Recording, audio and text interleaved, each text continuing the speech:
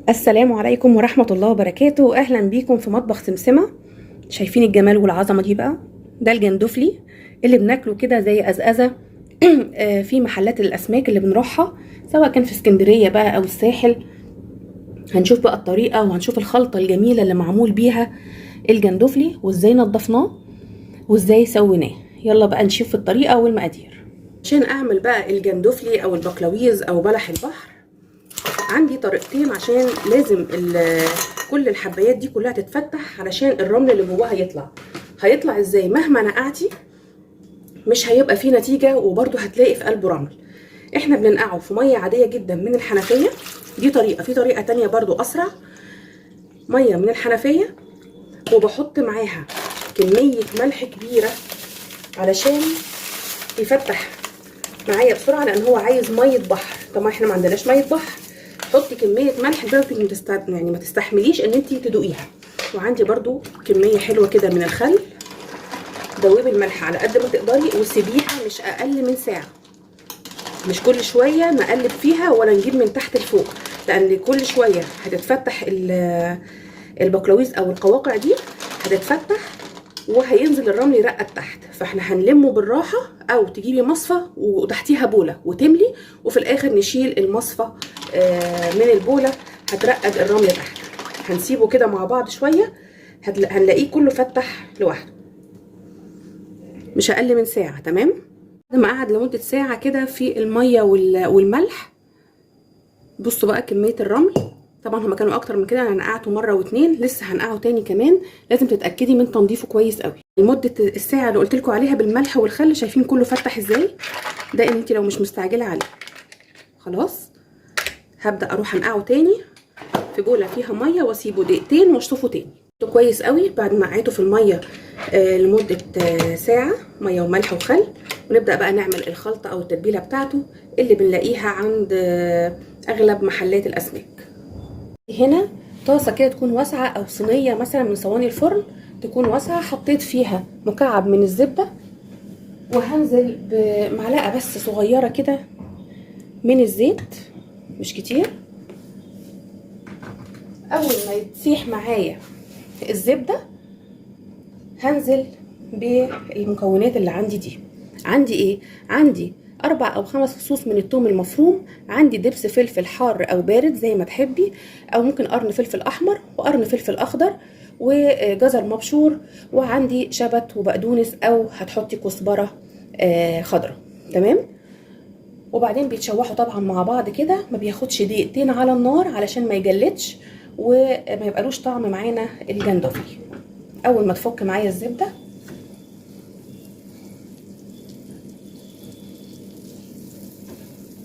باكد معاكم كده في كل مره ان الجندفلي بعد ما بيتحط في الميه بعد ما بيتحط في الميه بملح وخل لمده ساعه او ساعه ونص، وبيتفتح بشطفه كذا مره. لازم اتاكد ان واحده واحده هتكون فتحت. اللي ما فتحتش لازم تفتحيها بايديكي او بالسكينه، تمام، علشان اشوف ان اللي جواها حي ولا ميت. لو ميته هتبقى كلها رمل، هتبوظ لك كل الطبق بتاعنا، لانها هتفتح كده كده على النار.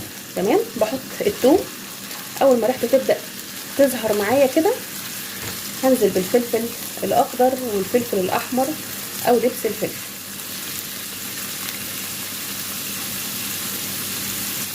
كنت بستغرب زمان لما يقولوا لي احط زبده مع السي فود، يعني كان دايما السمك عندنا زيت، فلا، مكعب الزبده ده بيفرق في الطعم والريحه بشكل مش طبيعي، وبيدي لون حلو للجندوفلي. ريحته طلعت اهي.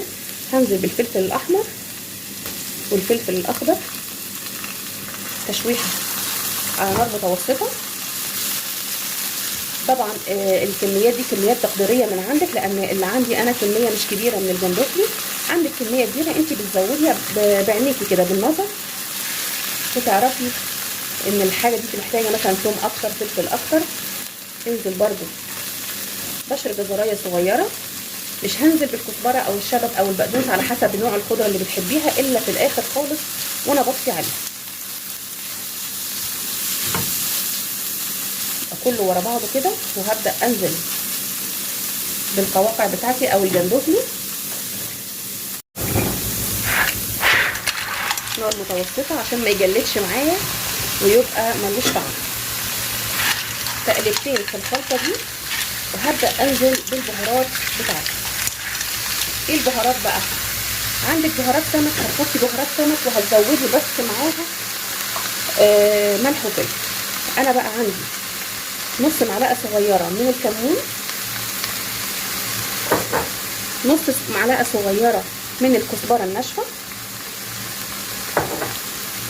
نص معلقه من الكركم، ربع معلقه من القرفه، وطبعا اخر حاجه الملح، وربع معلقه من الفلفل الاسود. ابدا اقلب تقلبتين. اول ما يبدا ينزل الميه بتاعته هقفل على طول.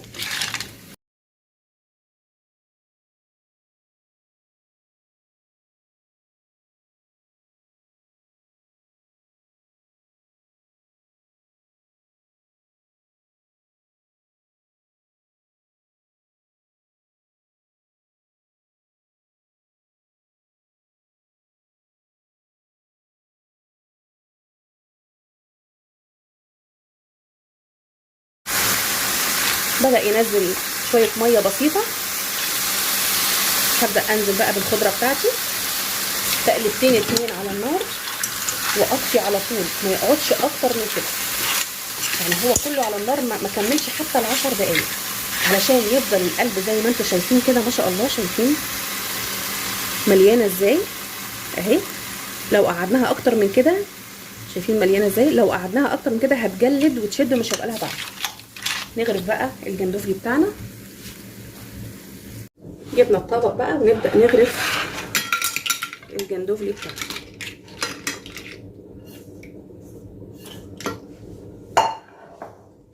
الطريقة دي كده. شايفين بقى الجمال بتاعه مستوي والحجم ما شاء الله زي ما هو مكشش. بتطلعيه كده بكل سهولة ونضيف ازاي مفيهوش رملة خالص.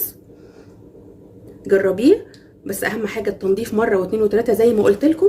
ويا رب الحلقه النهارده من مطبخ سمسمه تكون عجبتكم، وتابعوني في حلقات جايه كتير. باي باي.